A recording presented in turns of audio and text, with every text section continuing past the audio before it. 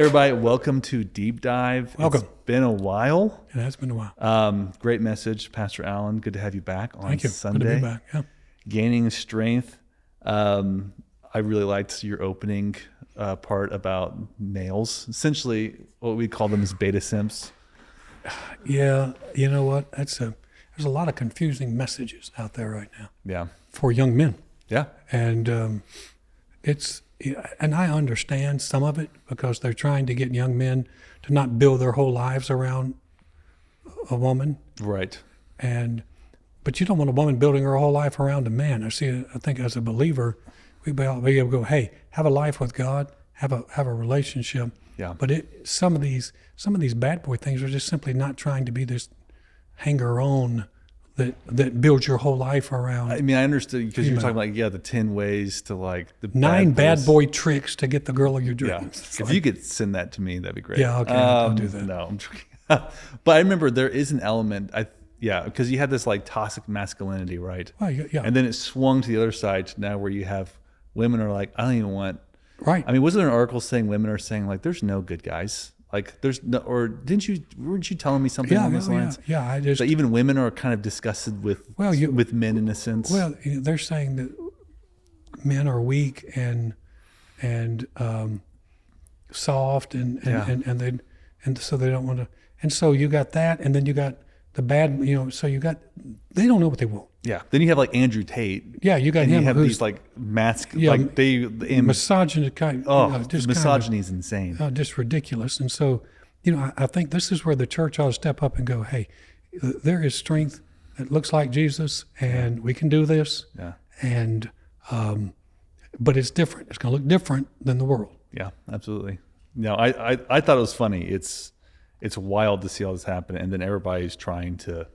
I like the point too you made about how in Hollywood, I agree, strong people are always perceived as jerks. Yeah.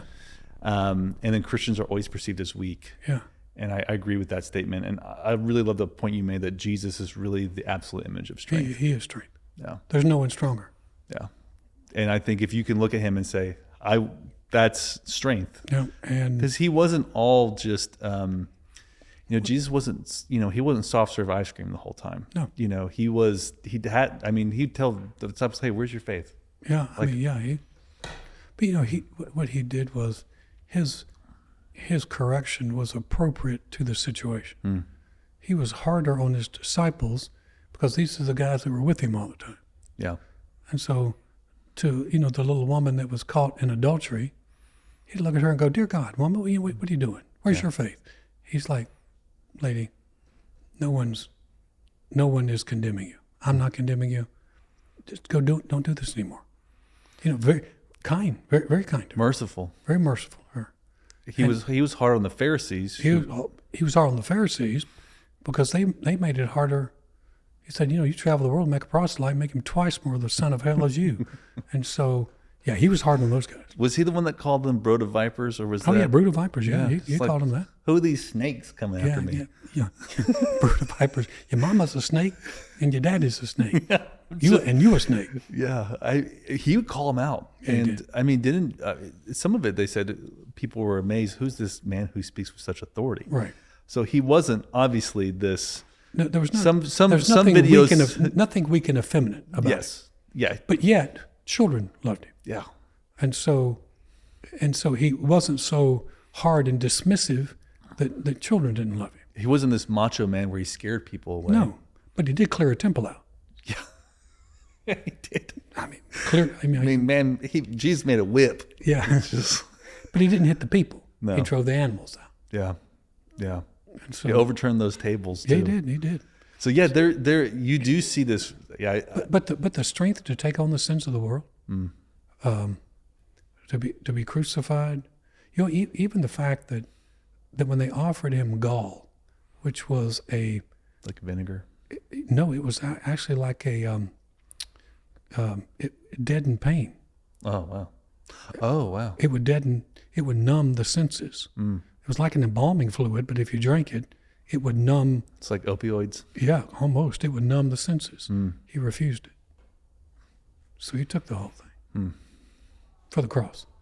Not just the physical pain, but the spiritual pain, and to take all that mocking and, I mean, you got those guys looking at you, and you could wipe them out. Remember, he said, I could call the Lord right now. He'd send 12 legions. That's about 70,000 angels right now. Clear this place. One could, clear this place out. Yeah. And they're mocking him, and he didn't respond. Yeah. I mean, even thinking about in the book of John, when they say, where is it? Who are you looking for?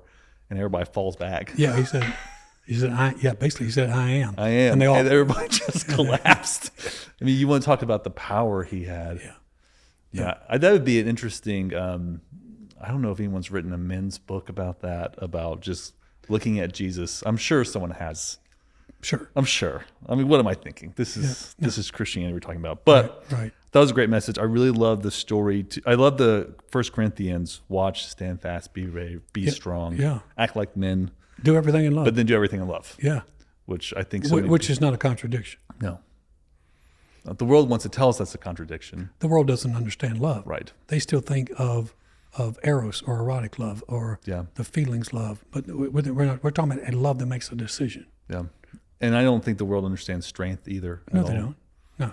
But why should we be looking at the world for our definitions of love and strength? Thank you. Thank you. I mean, it's like, why would these people who have no connection with God, who is love or strength, be telling me what strength and love and boldness and what act like men? How do you get? You don't know how to act like men. I think there's going to be. I think you see vestiges of it, but the heart behind it, you don't get. Why do you think? I'm just going to get off on a little tangent here. Oh, here we go. Are you ready? Right. Why do you think there's such an attack on men? And I know there's always been an attack on men, but why do you think it's so prevalent? And it feels like it's stronger than ever now. I think the farther a society moves away from God, the more they begin to skew God's ways. And God's ways are that men would be the head of their homes, which no feminist wants to hear. Right. And so if we can attack men, if we can make men weak, then what we're doing is we're destroying some of the gender differences that God designed to work together. And so now you have women who are considered academically stronger, women who are basically running their homes, women who don't want to marry but you have a feminist approach when true strength can be found really in the context of a man, especially relationships of a man and woman coming together and working together. Your mom, for example, extremely strong spiritually. Right. Does not run the home. No. Gets anything she wants. Yes. But it's not because she's demanding. It's not because she's condescending. It's because we have a loving relationship, and she allows me to lead. I allow her to be a very important voice. I don't make big decisions without her. So we're jumping into a whole lot of topics. But if God can destroy, if the world can destroy, and the enemy really is behind it, if he can destroy the concept of how God designed the genders to work and destroy the concept of how a home should work, then he tears the family apart. And you tear the family apart and you start to disintegrate a society. And that's what we're seeing. Yeah. So ultimately, it's to destroy the family. Yeah, because if you destroy the society falls. And I think some of the challenge with young men is we're seeing a lot of young men that grew up without fathers. I mean, there's no doubt in our family that your mother was much more nurturing and supportive, and I was more firm. Here's the boundaries. This is what we're going to do this. And so that works well. Of course, both of us were disciplinarians. Right. And so, but there's a lot of young men that don't have a dad in their life. So they look to the YouTube. They're looking for models out. Or they're told by everybody how you should be, how you should act. Yeah, absolutely. And so you see all this stuff out there is confusing. Whereas, I grew up with a dad who basically said, stand up straight, look a man in the eye, shake his hand. You were never, because you can be strong without being aggressive. Right. And I think, and you were always strong, but there was never an aggressiveness. And we knew or abusive. Yes, or never abusive or anything like that. Right. I think mom was very strong as well, But she talks about how she loves the fact that she's not the head of the household. Yeah. Where she's like, that's great. You make the call. That's on you. I mean, ultimately, if it goes sour at you, she's like, that's on you. That's on you, big dog. But where's in the Bible does it say that women are supposed to honor and respect their husbands, but men are supposed to love their wives? Love their wives as Christ loved the church. Which I think that's what's so mythed. It's like women are supposed to give honor and respect to men. Right. And men are supposed to love their wives as Christ loved the church. Yeah. If you have that type of environment, then there's not this jockeying back and forth on who's going to lead. Yeah. And there's a lot of things. I'll look at your mom and go, what do you want to do here? Yeah. And she makes the call. But I'll take the ultimate responsibility. Yeah. She also gets all the credits for all the toys from the grandkids. Totally. Yeah. She is totally robbing you. Totally. She's absolute. They're always like, thanks, baby. She's absolute. She's at the gates. The grandchildren are coming. I thought of you grandchildren, and so I got you these gifts. I'm like, excuse me. So, hello, this is Pop and Bibi. Yeah, she's absolutely. I think it, it's a little off topic where you're at, but at the same time, it's something you opened with. And I think right now we're living in a society that is denigrating men. They really, yeah. And that's not going to help us. No.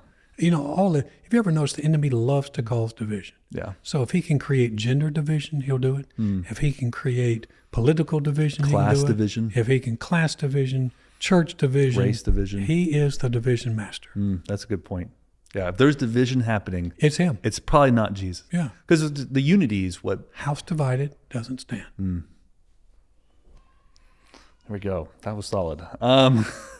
Really loved the story of Ahab, which is a new story for you. I've listened to... all my messages. Not all, but a large majority of your messages. Yeah. And story of Ahab's one that's new. Yeah. I thought it was a great example of not strength. Oof. And you want to talk about a woman who ran the household. Jeez. I mean, you could argue Jezebel ran the kingdom. Yeah, I think she did. And that's when Israel was at its worst. Horrible. Yeah. So, fixating on what he didn't have. You brought up your first point is that real strength is grateful. Yeah. First service he didn't hit on it. Second service he did. Instagram, all that kind of stuff. Yeah. How have you closed that gap? Because you talked about how pastors have. Yeah. Pastors have quit Yeah. because of social media. Yeah. I think social media highlights what you don't have. I think it just brings it right up to the front. Yeah. And I'm just not honestly, I am just not a big social media guy. We utilize it. We utilize Facebook. But personally, I'm not on it. Right. Because here's the deal, man. I also know me. Yep. And I know I have a tendency to be very competitive. And so if you have a tendency to be competitive, you need to stay away from those situations where it could cause you to stumble. That's why I hadn't played sports with church people in years because last time I did it, it was embarrassing. And so I realized, I don't handle this well. And so no sense in me looking at what every other church is doing. That's them. God hadn't called me to do that. This is super hyperbolic, but do you think that gratefulness could be the cure for a lot of mental health issues? I think it is. I think it is definitely a brick in that wall. Yeah, obviously not the complete answer. It's not the complete answer, but man, it is part of it. Yeah, because even you read about the secular world, all these people are discovering, my thankful journal has really helped me. Oh, yeah. It's like, yeah, that's what God's been talking about for years, bud. Yeah, yeah. Just that really short thing we read today. How are we doing on time? We're doing great on time. Okay. Rejoice always, pray without ceasing, and everything give thanks. I heard someone say, you do those three, you're going to solve a lot of mental illness challenges. I'm not trying to trivialize that. Some people are dealing with mental illnesses in realms I don't understand. Yes. But I'm just talking about garden variety bad thinking, garden variety negative thinking. That would solve a lot. And so I think, though, we have to, as a church, look and go, we believe God has answers. We said God has healing answers for people with sickness in their body. Why wouldn't God have healing answers for people who have sickness in their minds? Absolutely. Yeah. And I think you said something like that gap between what we have and what we don't have, you lose a lot of joy in there, a lot of unhappiness. If you focus on the gap, you're never going to be happy. Yeah. I mean, and you think about Ahab, he's living in a palace. He is the king of Samaria. The land butted right next to his palace. Yeah. And he had vineyards. Yeah. Because I'll give you one better. In other words, indication was I've got other vineyards. Yeah. It's not like he didn't have vineyards. No. I mean, you look at like what the king's like daily He rations probably, were. he probably had a lot of stuff. Yeah. I thought you made a great point too. You said that kings were here to serve. Yeah. And he completely He missed forgot it. his role. And I think, honestly, I don't want to get into politics, but Good. I think I wonder if a lot of times politicians forget that they're here to serve and not serve themselves. I would say as a general rule, yes. Yeah. I mean, Yes. I think you can. Which is why, let me just put in a shameless plug for term limits. Yes, Term- I would term- second that. I term think limits. Yeah, I don't. It's public service, It's and I public. think people forget that service word. But at the same time, Christians have forgot that service word. Totally. And actually, both services got very quiet when I talked about embracing a bigger role. Yeah, Because we're still, I mean, unless you have to make a concentrated effort to move outside of selfishness. It takes no effort and no strength to be selfish. Yeah. It takes strength to move outside that realm. yeah, It really does. yeah. That is true strength. Mm-hmm. I mean, and you think your self-pity really is dangerous. And wasn't there a part in the Bible where Jesus, when Jesus is telling everybody the Son of Man is going to be crucified on the third day, and then Peter's like, whoa, Jesus pulls Jesus aside and says, Not you, yeah. says, hey, Jesus, not you, bud. I think one of the translations said, pity yourself. Yeah, yeah, And Jesus, that's when Peter got rebuked real hard. That's when Jesus said, get behind me, Satan. yes. I mean, and then right, wasn't that right before that moment where Jesus commends Peter? Because Peter's like, where are we going to go? You got the words of life or something. No. He What was said, who do men say that I am? He said, you're the Christ, the Son of the living God. And he said, well, you're blessed, Simon Bar-Jonah, because flesh and blood hadn't revealed that to you, but my Father which is in heaven. Yeah. And you're Peter, and upon this rock I'll build my church. And then he cranks up with, not you, Lord. And like just a couple passages later, Get behind me, get devil. behind me, Satan. You just got revelation from the Lord. Yeah, but basically he did not understanding what Jesus would have to do. Jesus understood that. Yeah. So he could not. Pity himself. Well, he couldn't, and he couldn't allow himself to slip into the role where he's self-preservation, where he's taking care of himself. How did you describe self-pity? Self-pity is an excessive, self-absorbed unhappiness on one's own problems and troubles. That's a pretty great. I took that straight out of like Wikipedia or something. I mean, That's a great But I thought it was definition. pretty accurate. That's a great definition. Excessive self-absorbed unhappiness. Yeah. The second service was amazingly quiet when I talked about self-pity. Yeah, pick your game up, second service. I mean, it's good because it's something. Well, I think it's something we all deal with. And I think society has said, "Oh, it's okay to." We've catered to it. Yeah, we've catered to it. Yeah. but it's really it's a ploy of the enemy. We've catered to it. Would you say self-pity is complete lack of faith? No, but it certainly involves that. Okay. I really love the bigger world. I love the ending part with the Romans and how did Christianity win over? You think about early church, the society they were in, completely pagan. I mean, Satan worship, like legit. There was no Judeo-Christian ethic out there. And how are we going to win the Romans? Their difference is what runs. But remember what Jesus said.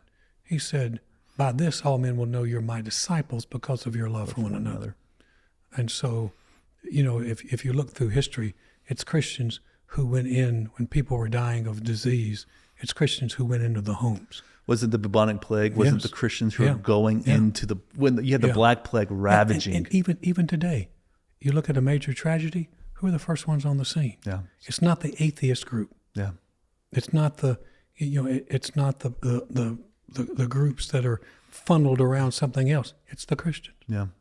I think too, there's a great book, but it talks about this, how essentially the first orphanages, the first hospitals, the first, a lot of these first in human rights advancements, almost every single one of them was pioneered by Christians throughout history. Totally. And that these were completely foreign thoughts, completely foreign to the world, that were really introduced by the love of Jesus. Yep. And I heard a great guy say that the fact that Jesus died on the cross in that weakness, perceived weakness, really blew people's brains at that time. Because every hero of a religion had to be this Hercules. Yes. And Jesus is like, no, I died for other people. Right.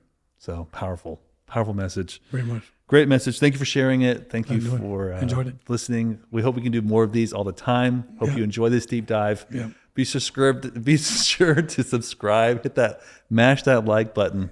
The more people subscribe, It helps Matt keep his job. it does help me keep my job. Yeah, because you don't like or subscribe to this video or share it, I could lose my job. That's good. Please. Thanks, guys.